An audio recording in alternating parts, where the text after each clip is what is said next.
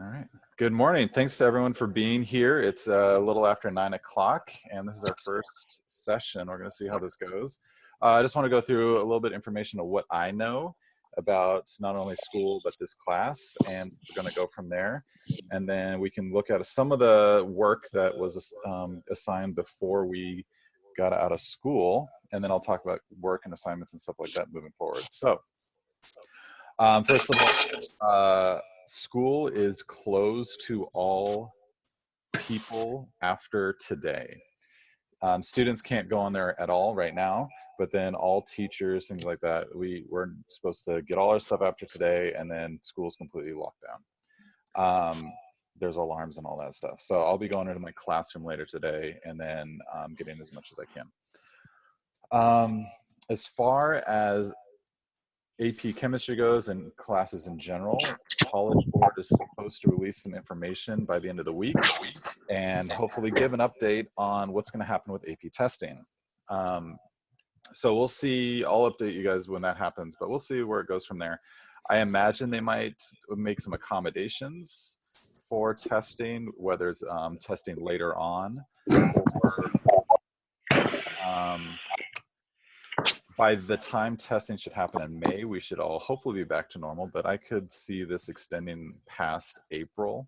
So we're just going to prepare for whatever comes down the line. If it turns out that AP testing doesn't happen and we're all refunded, things like that, we can still get prepared for college level chemistry. Pickles. This is Pickle. He's eating my head right now, so I'm going to put him down. We're going to prepare as if we were just going to be ready for a college level chem class or organic chem. So whether we're taking the AP test or not, all this stuff's going to help you down the line. About assignments and work during this time off, I imagine the school has been sending emails and clarifying some of the California law, but I'm going to give you a little bit of information. If you have questions about any of that stuff right now, we can answer them, we can talk about it. So due to equal access, we as teachers are supposed to assign reading, review, and enrichment, which means that none of this work is mandatory. It's not homework. It's not an assignment. It is for you to review and enrich your learning. So, which means I'm not going to be grading any of this. Any sort of tests or work that I pass out or reading that I provide, that's for you to help you with your learning and your enrichment, and it's not going to be graded. So there's a level of responsibility on your end as far as like this stuff is not going to be graded, but it's still going to be important for my learning, and it's up to you to take advantage of this opportunity.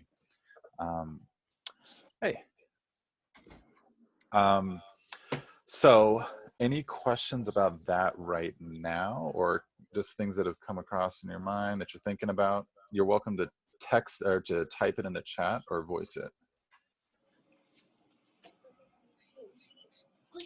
Does that sound kind of what everyone's been hearing? Yeah, so teachers aren't allowed to like assign work and say that we have to do this mandatory. Right.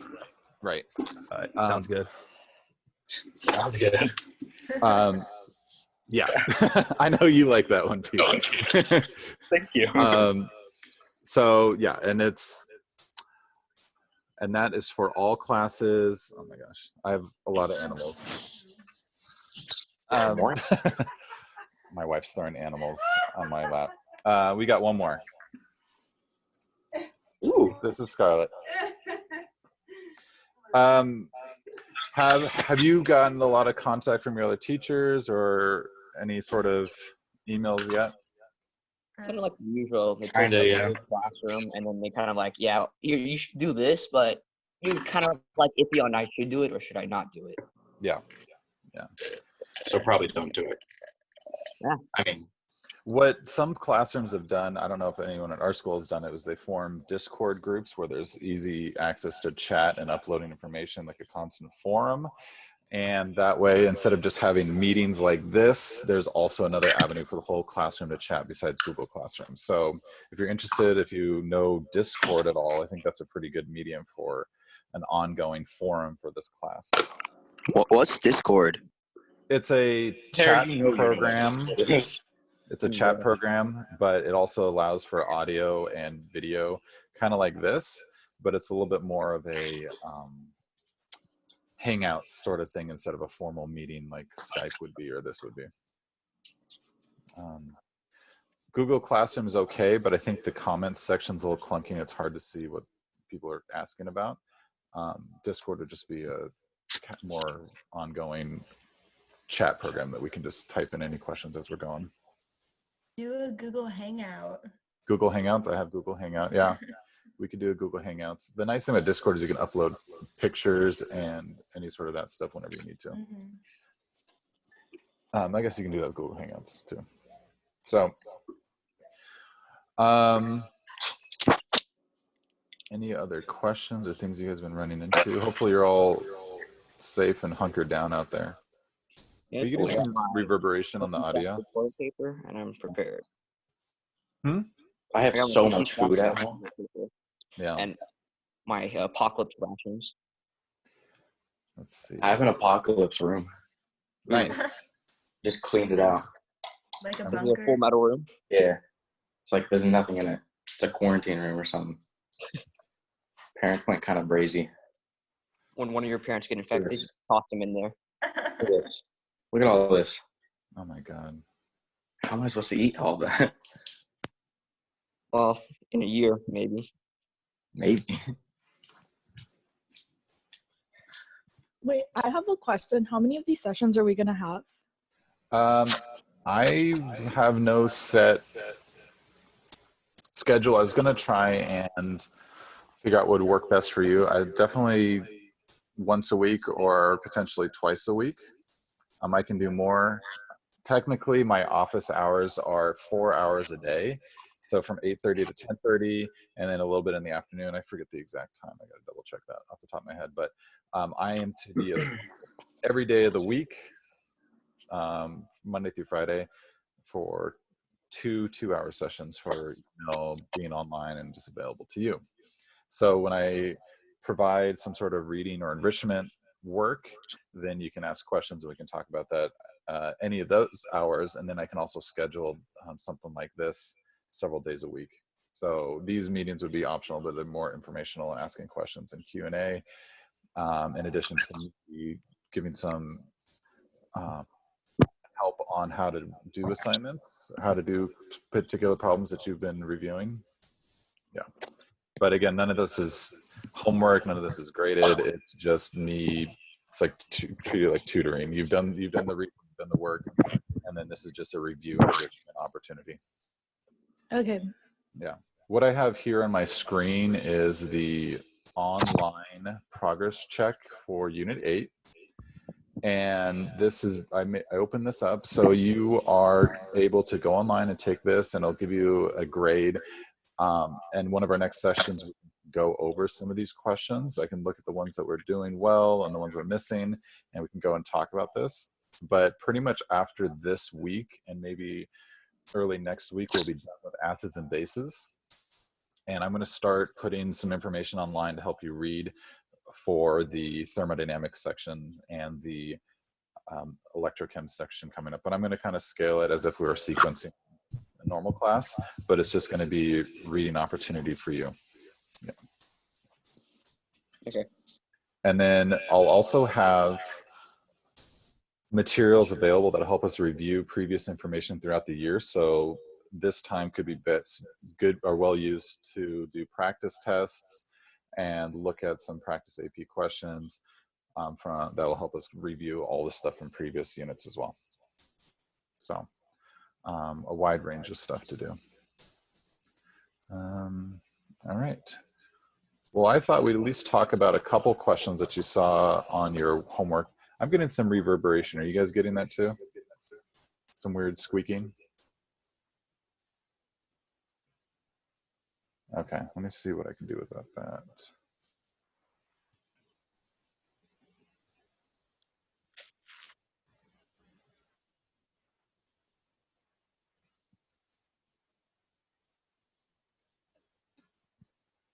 This is muted. This is on. I think it's just because my mic is too close to my screen. All right. So let's do this. If we look at assignment 8, question number 90. Looks like I just sent that into chat. I'll send it one more time. This is just a JPEG of one of the questions. I was going to pull this one up and talk about how we could answer this question and the logic into analyzing this curve. Now I'm having trouble showing it on the screen. Let's see. I might do a screen share on this other one. Let's see. Let me try something. Sorry, this is the work in progress.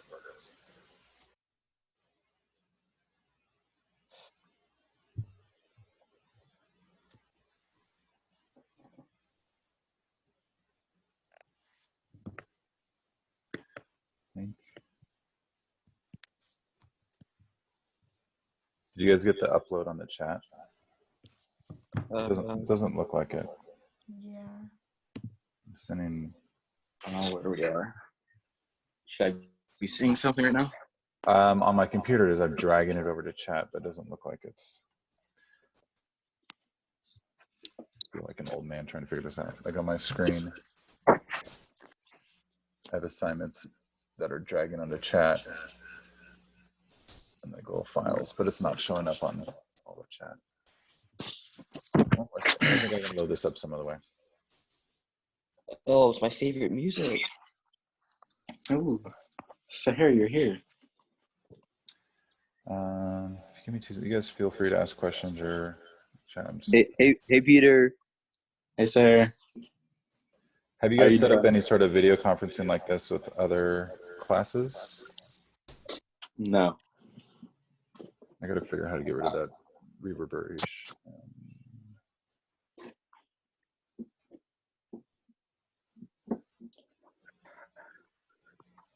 Let's see what else I can. I'm gonna do a screen share and let's see if.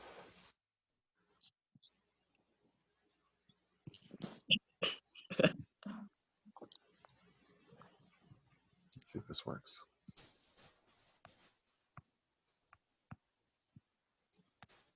Is that chocolate?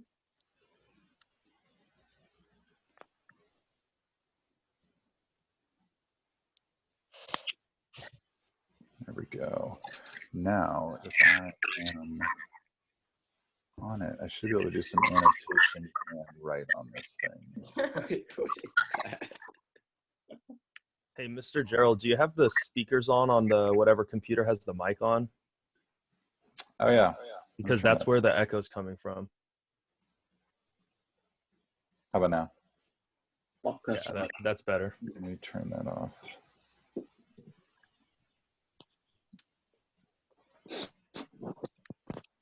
Much better. Yeah. All right, so I can hear you guys. I can see it. Everything's look good. There was a button where I could do some annotations. This is my second time using this app. I believe in you. Me too. When was the first time you used this app?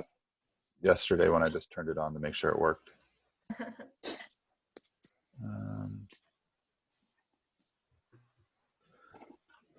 Oh man, I just did this before you guys got on here.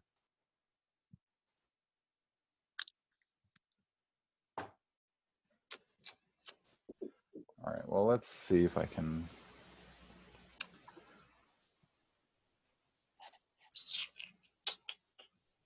I might have to.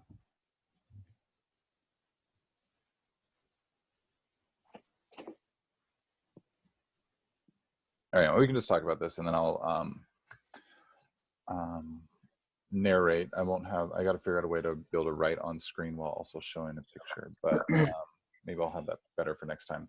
So we're looking at a question like this, and I can kind of do a Q&A with the people in audio, or you can type, but we have obviously a lot of different graphs, and they look like all of them start acidic, or at least close to neutral with the graph F, and then have some sort of buffer range. When I'm looking at it, I don't really see an equivalence point at 7. So all of these should be some sort of weak acid. And with the titration, we're looking at which corresponds to the weakest acid. So that should be one of the extremes, either A or F. And when we were doing these graphs, we were looking at 3 different points. We had the equivalence point, we had the initial point, and then we had the pH of the buffer, which was the pKa range. I'm trying to see if you guys can actually still see me. I think you can. No, okay. You guys can't see me talking, so. Okay. So when I'm looking at this, as far as the weakest acid, I would be looking at the initial value where it hits that y-axis. And the weakest acid, if all of them are the same concentration, same volumes, all these runs, the weakest acid should be acid F, because it starts the highest up on the pH curve and a little bit above 6. And then as far as which pH curve corresponds to the strongest acid, which point on the pH curve would you examine to see if this acid is strong acid or weak acid?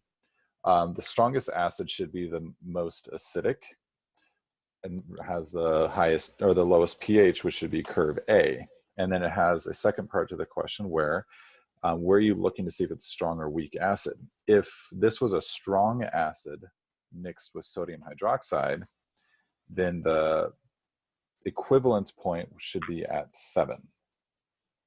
And if you look at, let's see if I can do a little bit of a,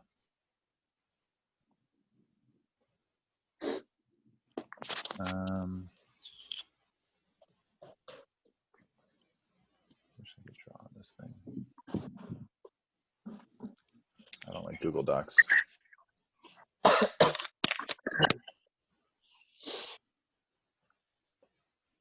Anyway, if you look at the part of the curve to where they all kind of join at 50 milliliters, they all kind of have this vertical part. That is the equivalence point at 50 milliliters added. And so we're looking for where that, if it is a strong acid, the equivalence point, which is kind of in the middle of that range, if any of those are at 7. And actually looking at it now, looks like graph B and A could potentially have equivalence points at 7. But you basically we don't have any super detail, we don't have an exact point, but I'd be looking at where the curve is at 50 milliliters NaOH added to check to see if it's a strong or weak acid. So just being able to identify on this graph where the equivalence point is, that vertical spot, the vertical area of 50 milliliters is the equivalence point. Oh, wait. So the equivalence points is that vertical like line? Where all of them kind of meet at 50 milliliters, if you follow that vertical line, that's the equivalent points where that pH changes rapidly. Okay. Yeah. And then where the letters are, A through F, and it's relatively flat, that is going to be the buffer range. Okay. Yeah. And then which pH curve corresponds to an acid with some this K value, 10 to the negative 6? So these questions you can actually do without a calculator, because we know that 10 to the negative 6, when you take the negative log of that, that has a pH of 6. So just being able to take logs of scientific notation where it's just something like 1 times 10 to the negative something, that 6 is going to be the pH, and in this case the pKa. So as far as looking at a curve that matches that K value, the pKa is going to be 6, which would be curve D for 9DC. So just being able to read these graphs is going to be pretty important. I think that's going to be more common than drawing your own graph. And then something like question 55, where you have a weak acid, and again, you can see between 5 and 20 milliliters added, that horizontal area where it's relatively flat, that's going to be the buffer range. And then after 20 milliliters, that buffer breaks down and the pH changes rapidly. That's an important area. Indicate points that correspond to the stoichiometric equivalence point. That's going to be that area between 20 and about 22. So I'm looking at about 21, 22, where that pH is changing rapidly. That's going to be the equivalence point. And then maximum buffering is going to be in the middle of that horizontal space, which is going to be somewhere between 10 and 15 milliliters added. And that's the region with the maximum buffering for question B should actually be the same as question C. Maximum buffering is the pKa point. Mr. Gerald, so what is the stoichiometry point anyway? So the equivalence point is where the moles, specifically of the acid, equals the moles of base. Okay. In terms of when you're mixing them. Whatever volume you're using, whatever concentration you're using, those, when actually the moles equal each other, that's where you reach the equivalence point. And that's where we see that rapid change in pH just after 20 milliliters. Because if you keep adding base after the equivalence point, that means the acid's been completely canceled out. Okay. So any additional base after that, think of your titration experiment where you were adding base, it was turning pink. And if you just kept letting it go, it stayed pink and even got darker pink. Well, all the acid's been pretty much canceled out, and you just have a large concentration of base. That's why the pH rises so rapidly after the equivalence point. Let's see. So as far as what was on this, it looks like Google Docs has rearranged some of my lettering, like D, E, and F. As far as part D, pH depends only on HA, the concentration of HA. That's considering points where all of the base has been canceled out. And that's really anything before the equivalence point. Anything about 20 milliliters or before, all of the base is still being canceled out and you really only have acid in there. And then pH depending only on the concentration of the conjugate. That is at the equivalence point. Question E, 55E. The only thing in sizable concentration at the equivalence point is that conjugate, that A minus. And if we write out the equation for that, which I can do in a second, if we write out the equation for that, we'll see that when the moles cancel on the left side of the equation, the only thing left over is the A minus. As far as this stuff, 57 is just a lot of excess calculations, and I can post the answers to that. As far as doing those on the whiteboard, I think it'll be a little tricky.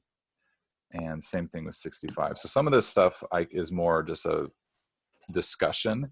As far as this long calculations and things like that, I can post a written version of that online after our sessions. Let me go back and go to a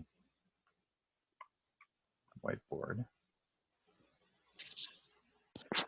And we'll talk about that curve still. Just pulling up the question on my computer so I can look at it. Oh,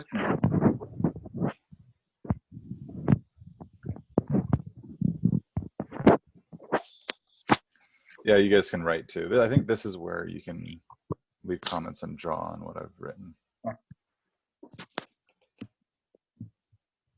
Maybe I should turn that off. Nope. So when you have HA plus OH minus, which is your weak acid and your strong base and you're titrating, then at the equivalence point, we have water and A minus.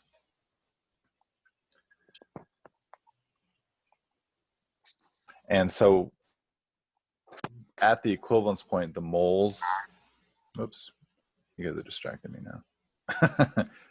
The moles equals the moles of acid and base. And so whatever reacted here is produced on the right side.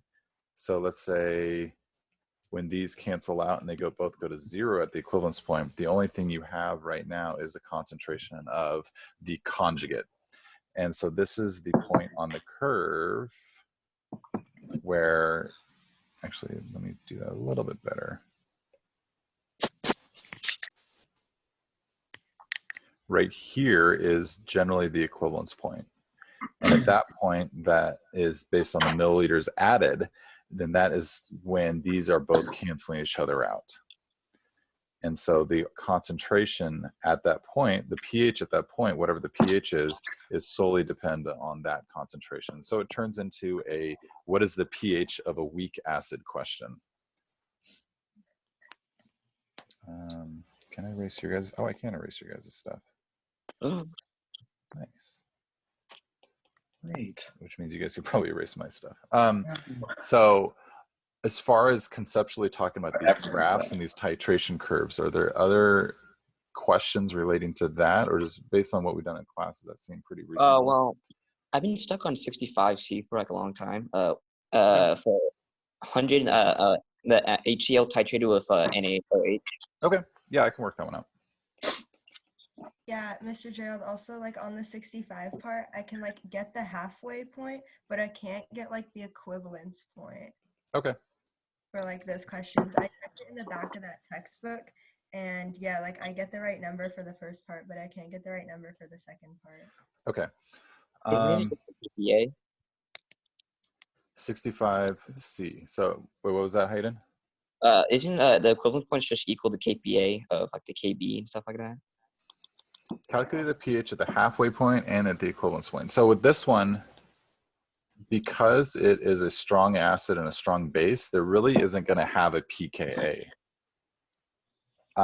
Because this isn't the only pKa's really come out of weak acids. So this one won't buffer.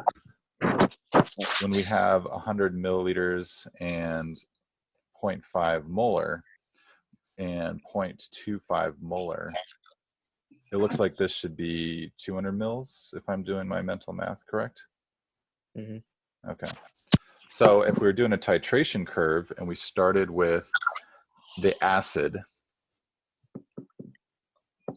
this really isn't a buffering range here. It's still where it's still the concentration is based solely on how much HCl there is, but it's not a buffer. So really the only thing we consider about is that this is a pH of 7 at the equivalence point. And I don't even need to do any calculations for that. I know that because this is a strong acid and a strong base, the pH has to be 7 at the equivalence point. However, we can still calculate the half equivalence point. It just won't be a pKa. It's going to be a calculation just slightly different. So right now we know that at 200 milliliters of NaOH, which we did through the MAVA equals MBVB calculation, we figured out that the volume of the base is 200 milliliters at the equivalence point. Does that seem okay so far? Yeah. Okay. So that is this point right here. And then the half equivalence point will always be when there's half as much added. So we have to think, what's happening in the reaction when only 100 milliliters has been added? What is the remaining concentration of the HCl? How much HCl is left? And so then it just becomes what's the pH of that? The problem with this is the volume is changing throughout this experiment. And so that is kind of diluting the solution. So instead of 200 milliliters are added, what happens when only 100 milliliters is added? And so we'll have to do an elimination reaction to cancel out the NaOH and see how much hydrochloric acid is remaining. So to do that, we're going to figure out what kind of moles is here. When you get used to these calculations, there's some shortcuts you can do. But in terms of, I'm going to change volume to 0.1 liter. And we're going to figure out how many moles. So 0.1 times 0.5 on the HCl side is going to be 0.05 moles. in solution at that point. And then once only 100 milliliters of NaOH has been added, then that's 0.025 moles. When these cancel out, we'll see that half of the HCl is remaining, which kind of makes sense because of the halfway equivalence point. We'll subtract this off. That goes to 0. And this will go to 0.025 moles remaining. Now, the moles isn't used for pH. We need concentration. The total volume right now is only 200 milliliters.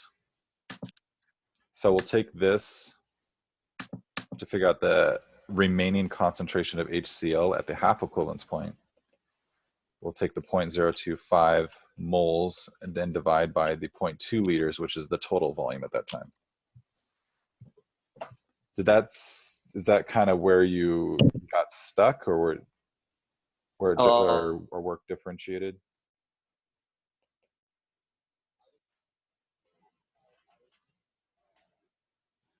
Oop, my audio stopped. What's going on? Either I was using pH or the problem. Sorry, say that again. My audio cut out. I think we're good now. My Wi-Fi here is a little messed up, so if it cuts out, then there we go. I got you guys. Well, I was using pKa and pKb equals the pH of the halfway point, and so right. like because that only works for weak acids, right? So yeah, that's the thing where you got. I think the very early on before you start jumping into the numbers is really just assessing what kind of reaction is happening. If this is a strong acid, strong base, you're not going to have any sort of Ka values or pKa. You're going to be doing a limiting reactants question where half of the acid has been canceled out.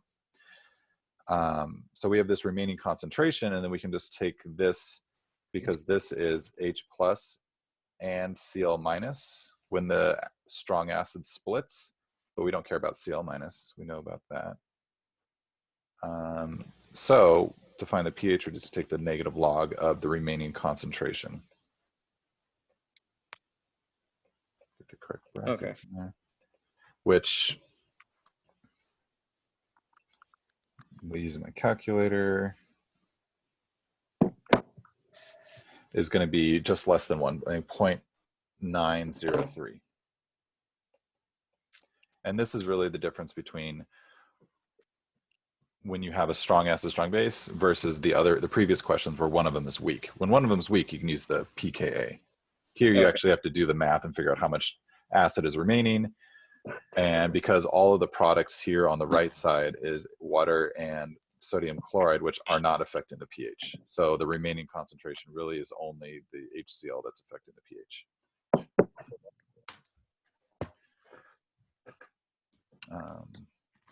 And Jen, you said you had a question on this one too. Does that seem okay? Yes, or mine was like, so I did A, and I found the halfway equivalence point. Okay. And then I didn't know how to find just the normal equivalence Just point. the normal pH of the equivalence point. Okay. Yeah. This is going to involve another chemical reaction where we actually run those numbers and figure out how many moles are produced. At the equivalence point, fundamentally, we know that that's when everything's been canceled out. So let me see if I can just clear all of this. Without, okay, I'm just going to have to do it the long way. Actually, I'll cheat. There we go. So this is going to be 65A.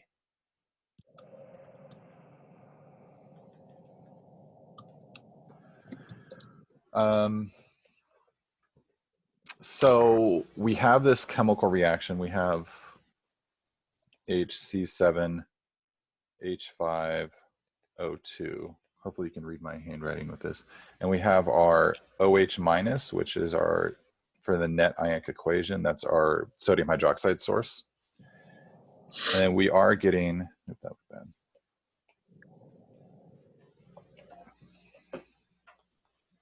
We're getting water and then the conjugate base of that acid right there, which is C7H5O2, and we got to remember our charge right in the equation.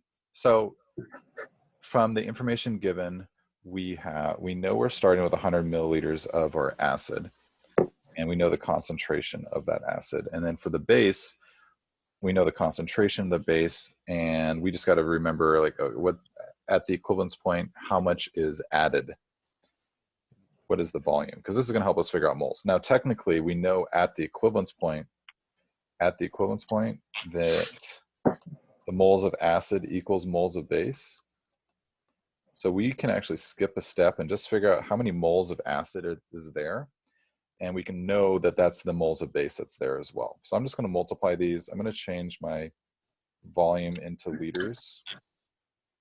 And I get 0.0100 moles. And that means that the moles of the base needs to be the same.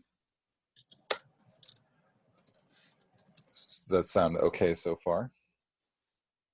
The equation and then like the values written under it. Sorry?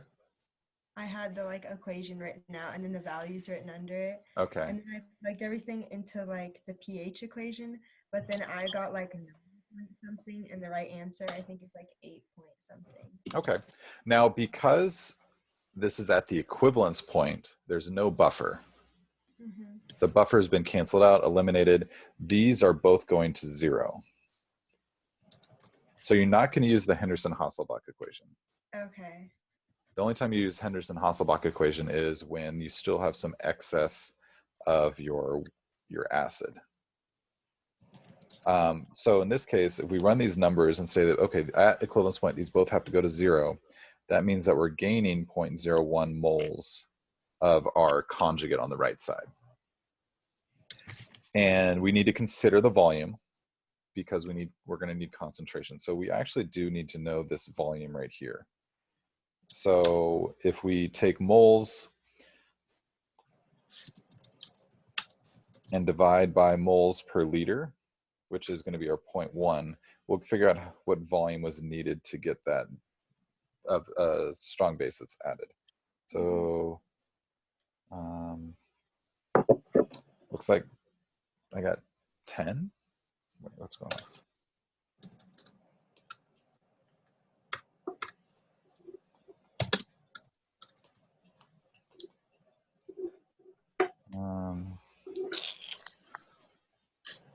10 milliliters. Does that look? I thought it was 100, but It should be 100. Something's going. Oh, it's 0.01. That's why it's all messed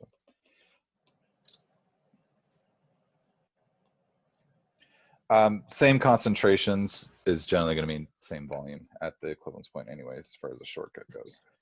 So the total volume here is going to be 200.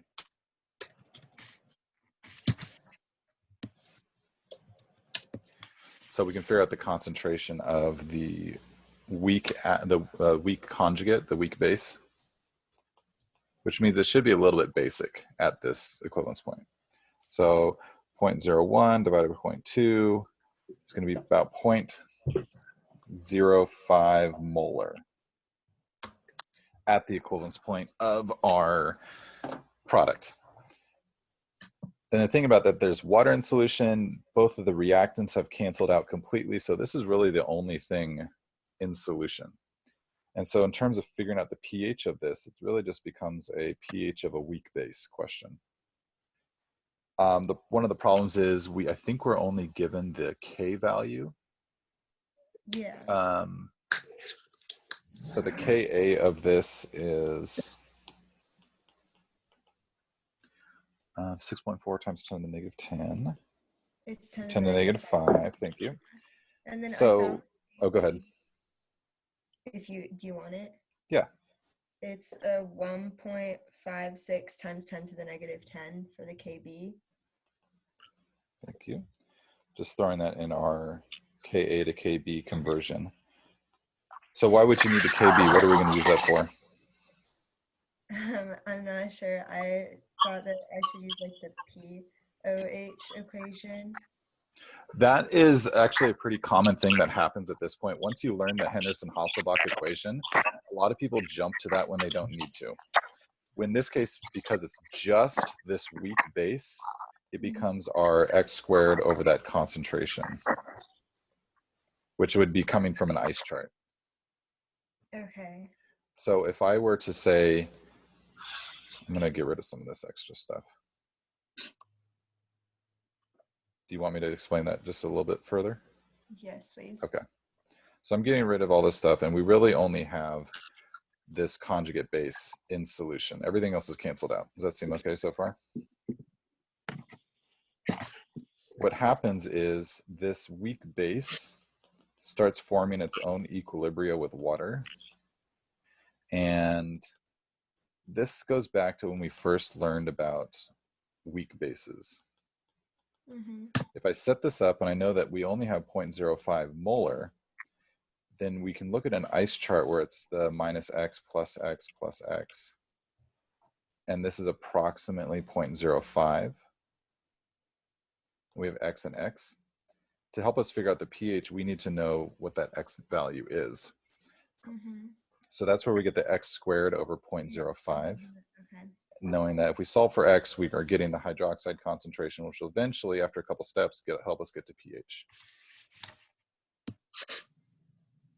So we can run those numbers. We can multiply that 0.05 by that 1.56 times 10 to the negative 10. Now, also something people forget is they forget to square root. So after I do that calculation, I got to do the square root of that number. Mm-hmm. And then I get where x equals 2.79 times 10 to the negative 6-ish. It's molarity. This is the hydroxide concentration, so I can go straight to POH from here. If I take the negative log of x, I get the POH, which is going to equal 5.55, which when we subtract from 14, we get the pH. And so I think largely what happens here is you're just keeping track of what your numbers actually represent, especially when you start dealing with POH, because a lot of people will stop at the 5.5 and say, oh yeah, that's the pH, because that's the negative log of x. But because we're dealing with this weak base, you got to go one step further and just convert it back to pH. Okay. And then we can look at this pH and say, yeah, that kind of makes sense because we have a weak base, so the pH should be over 7. And this also helps with some of our predictions. If we were to look at a graph, we're just given this question and say, okay, you get your answer, but maybe you don't have to calculate the exact answer. What if you just make a prediction? And so if we are looking at a pH curve, and here's 7, and you just ask, okay, draw a rough sketch of what the curve's going to look like. Mm-hmm. Well, we can get the pKa, which I don't have off the top of my head, but we know that when we find the actual equivalence point, it should be a little bit above 7. So not identifying any exact value, but just saying that this could be the equivalence point, just a little bit above 7, because we know our product is a weak base. Mm-hmm. So that gives us some power just with you doing prediction without actually running through all the numbers, because I think that shows up equally in this section. We're just making predictions in addition to running the numbers and doing It's the like the calculations. worksheet we did with the titration graphs on the side, and it would Exactly. usually ask you to like predict the pH before you started. Exactly. Yep. So just knowing what the reaction looks like, what the product is, what that conjugate is, knowing that at the equivalence point, you're only going to have the product remaining. And if you know what that is, you know that it's going to be slightly basic, you can make that prediction. Okay. And I think this is probably one of the more common questions that shows up now that we're at the point where we're doing titration and we're doing weak acid or base titration. This is a pretty decent question, a pretty common question. How are we doing? So that was assignment 8 for the most part. And I think besides question 90, those answers were on the back of the book. Were there any ones that you're struggling with in chat or on voice? Pulling up chat. How are we doing? Doesn't look like anyone's chatting. Looks like if you're just watching or listening, it might be a little difficult to chat from your phone. So hopefully you're doing okay out there.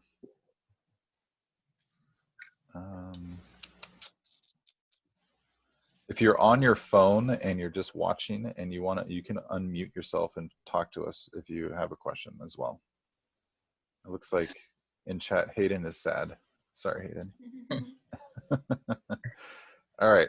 So keeping on with the high production quality, let's go to the next assignment. Now, this assignment number 9, which we got right before the weekend, has a lot of past AP questions, which is going to hopefully feel pretty familiar as far as what is being asked.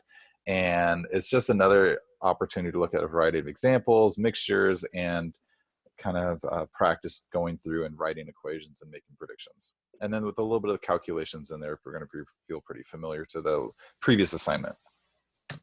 A couple of ones that I wanted to look at, and let's see if I can pull up that assignment. I'm going to share screen, so I'm going to get rid of the whiteboard.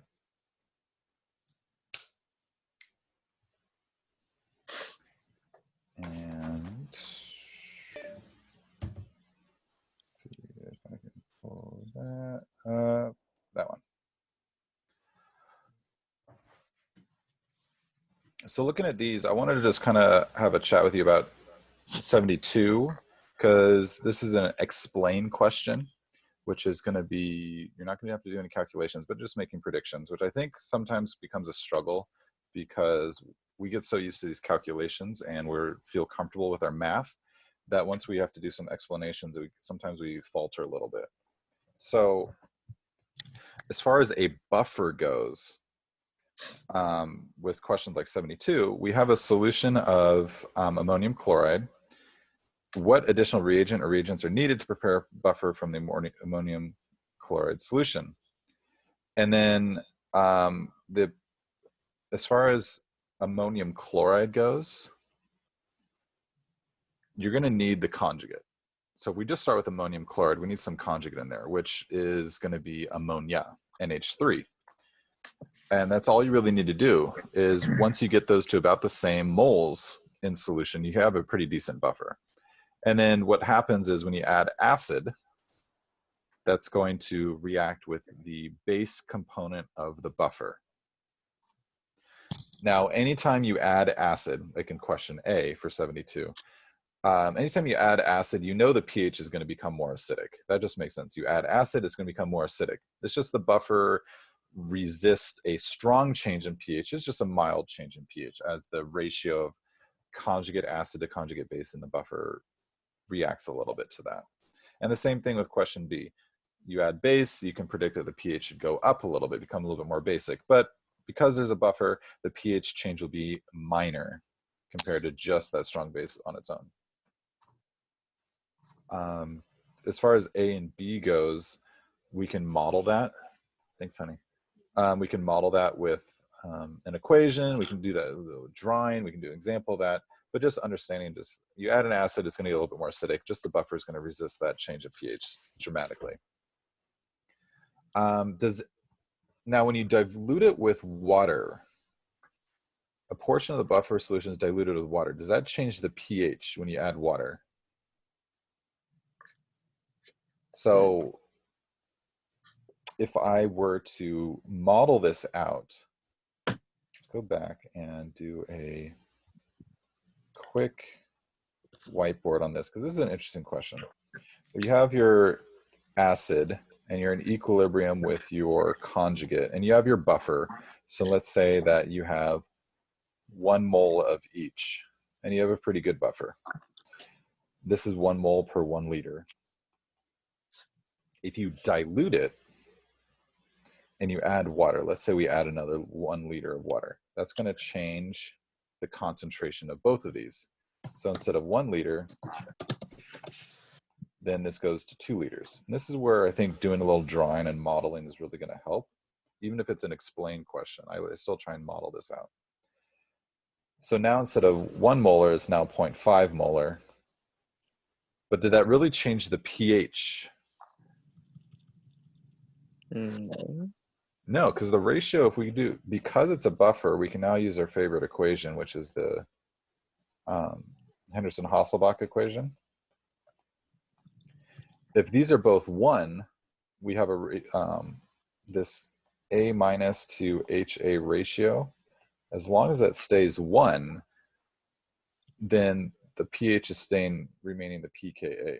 And so whether they're both 1 on top and bottom, or I'm going to throw in some numbers, both 1/1 versus what we now figured out just by some of our fake numbers, if it's 0.5 and 0.5 from the dilution, just because the concentrations are changing equally, we're still keeping that ratio of 1.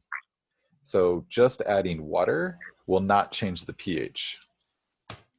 Now, if you keep adding water and it becomes more and more dilute, then the buffer breaks down. It doesn't become as strong of a buffer, because if we get this concentration from 0.5 to like 0.0005, we start getting a really low concentration, even though the ratio stays 1. If we keep adding water and keep diluting it, then the buffer capacity breaks down. And that's really the important part, is it still buffers, but it's just a really bad buffer because you need a decent concentration of each to resist changes in pH. So adding water doesn't change the pH, but it does lower the buffer capacity.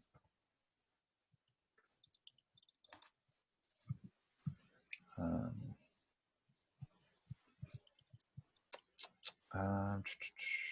73, if we look at,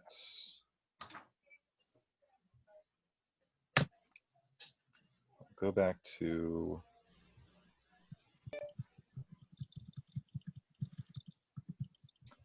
I think 73 is pretty straightforward. It's just a titration question.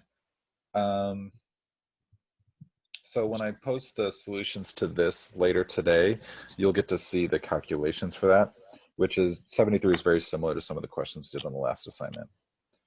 And you can always shoot me an email, or our next conference, you can ask questions about that one. When you are, question like 74A asks you to determine concentrations of all this stuff in solution. So that's where an equation is really going to help.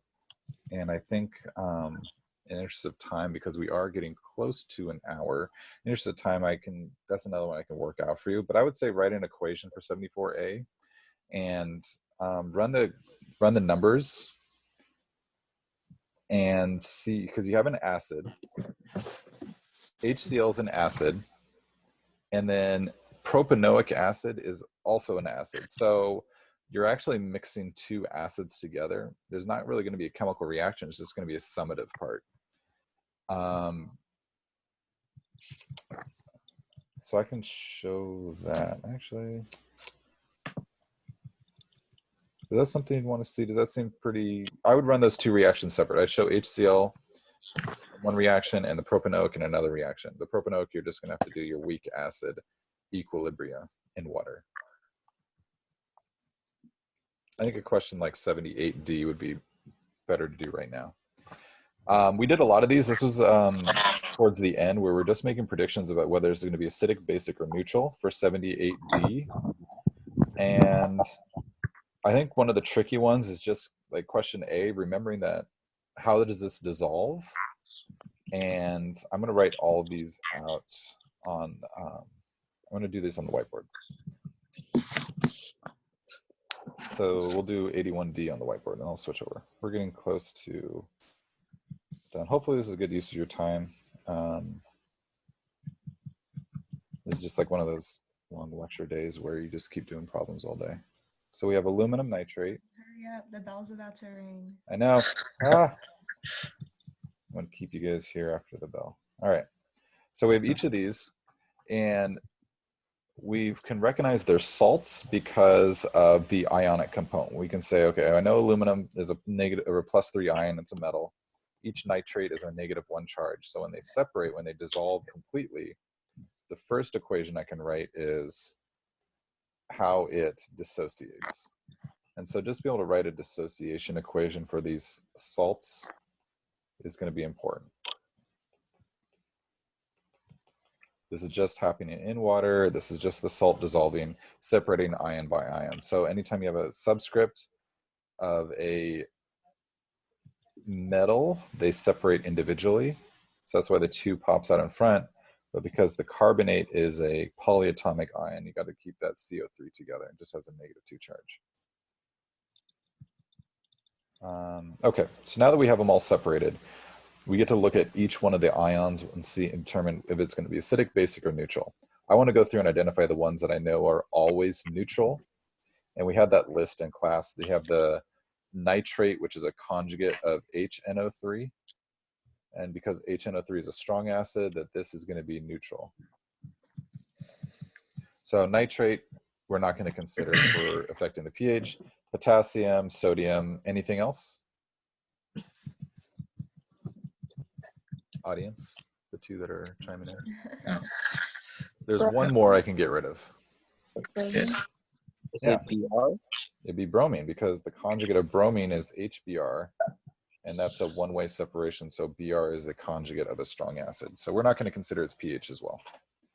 So that shows that NaBr, that third one, is a neutral salt. They're all salts, but NaBr is neutral because both of the ions are the always neutral ions. And I guess that it's just part of it. It's just a memorization thing. And it really helps out when you get used to seeing it over and over again. Like I can just get rid of potassium because I know that's neutral. And then we can look at carbonate and say, okay, where did that come from? What's that conjugate? Does it form an equilibrium with its conjugate? Its immediate conjugate is hydrogen carbonate or bicarbonate. And I know that that's not a strong acid, that's a weak acid, which means its conjugate needs to be a weak base. And so that means that this is going to be a basic salt when this separates. Aluminum is a little trickier because that's just another memorization thing, that when you have a metal ion, that's not a group 1 or group 2 metal, or the heavy group 2s. Metal ions like aluminum, iron, a lot of those transition metals can be acidic in water because they form their own equilibrium and they help draw electronegativity away from the hydrogens in water. So just to show that one more time, we saw this kind of in class, but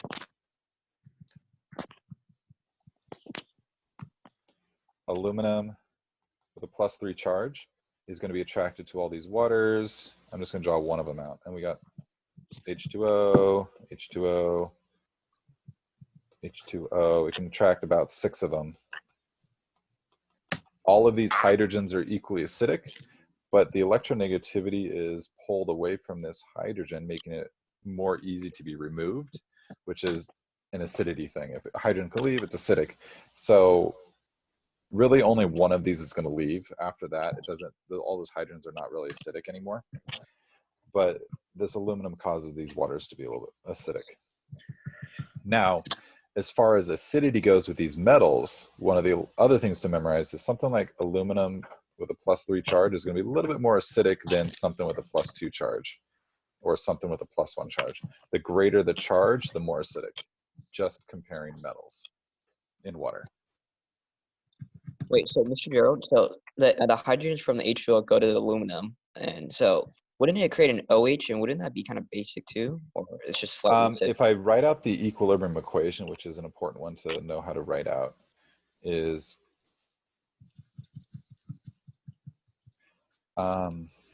there would probably be some hint as to what this initial compound would look like. But we have aluminum with 6 waters. These are called ligands. Just attachments to a central ion is called a ligand. And this can form an equilibrium where that one hydrogen pops off, as an acid does, and then we're going to write what's remaining. There's 5 normal waters remaining, and then one of those waters lost a hydrogen, so it's an OH group attached to it. So you have the water, the water, the water, the 5 waters, and then that last one is now an OH group attached. And you just got to represent its charge appropriately.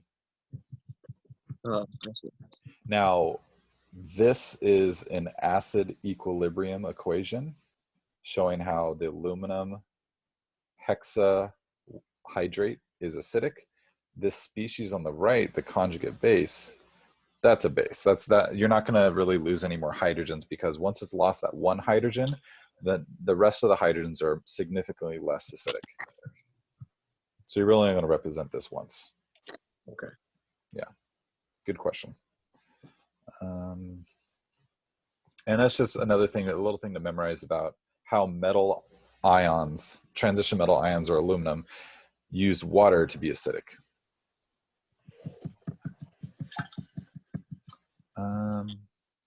Okay.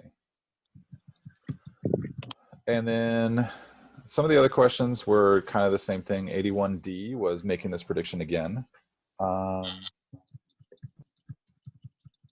And trying to think of what other one. Checking the video. You guys are looking at me again, looking at my chin, sorry.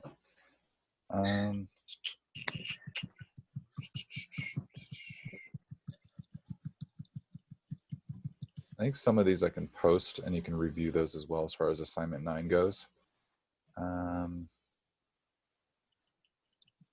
And then what I can do, there's a couple of things there's a couple last little topics that I wanted to go over with you just to help us review, but just little things like when you have a series of acids and the difference between the acids is like iodine versus bromine versus chlorine, or you have a different structural difference, like on the very last question of assignment 9, we had propanoic acid versus methanoic acid, which looks like, what I can do is I can lay out like in a lecture style what all those patterns are. And unfortunately, it's just kind of a memorization thing. So that might be easier just to have in a written form what all those patterns are. They are in the, like with this one. Why is propanoic acid or methanoic acid, which one's more acidic? In the reading that I gave you, there's a printed out version of the reading I gave you. It went through a lot of those patterns and like which one's more acidic, why is iodine or versus chlorine, which one's more acidic. So those are things I want to write out in lecture style, and I can give those to you and just do some drawings. And I can have that posted as just a document that you can review. I think that'd be a little easier than just verbalizing it. That'll give me a little time to do the drawings and lay that out carefully. And that's pretty much it for acids and bases. Really, titration brings all the acid-base stuff together. And you'll see mostly titration questions on the AP test, where it brings in weak acid, weak base topics, but under the guise of a titration question. Mr. Gerald, I had a question. Yeah. On 2005E, the last one. So for that one, okay, I actually like finished it. So like my final answer was that methanoic acid was like the stronger acid. Or yeah, it was a stronger acid comparing like their Ka values. Okay. But I was also like thinking about like their molecular structure and how like the molecule which occupies the most surface area would have been like the stronger molecule, which in that case it would have been the other one that would have been stronger. So I was confused in like in this case, what's like more significant, the molecular structure or the Ka values? I think it really comes down to polarity. Okay. A way to think of it is when you have these two structures and you're saying that methanoic acid, the second one, is more acidic. Let me just double check because I didn't have that information right in front of me. So I just want to double check this.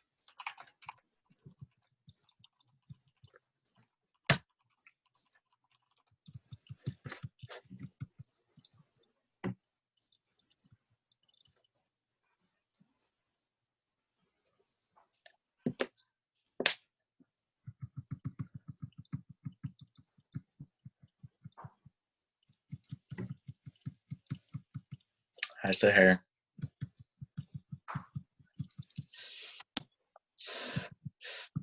Sir, turn your. Hi, Pete. There you are. Okay. You learning?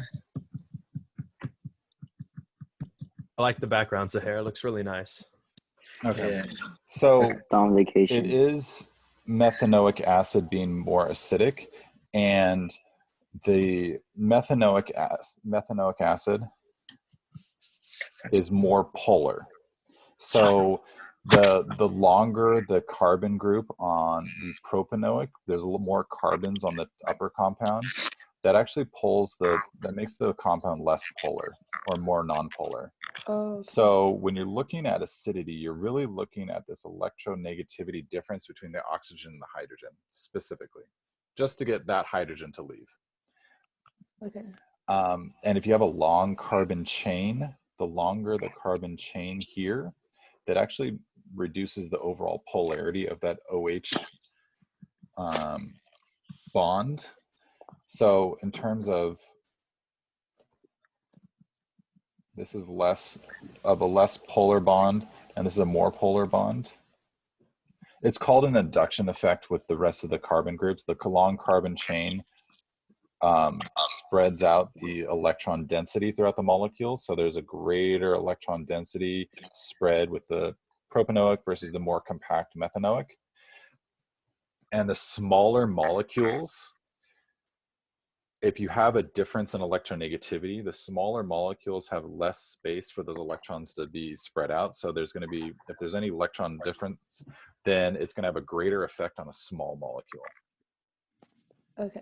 Think of like a large soccer ball versus a small soccer ball.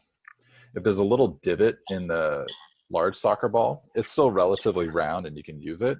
If there's the same size divot in a small soccer ball, that's going to be much more noticeable. Yeah. And so that's kind of the idea. The smaller ones, considering that the way that the hydrogen's attached is the same in both, the smaller molecule is going to have a more polar effect, which means more acidic. All right. Thank you. You're welcome. Thanks for the question. Let's see. All right, I think I'm going to wrap it up for today unless there's any other questions. Let me go back to this. So, nice. Sufficient to take away. Is Peter's Sahir in chat?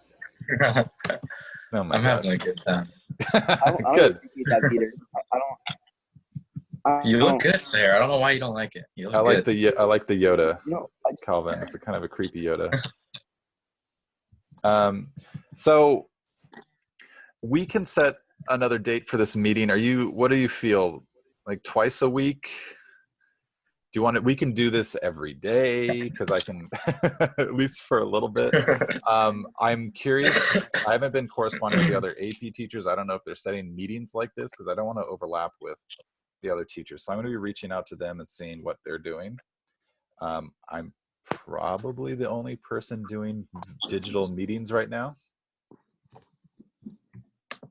But I'm thinking that at least 2 or 3 times a week to keep up.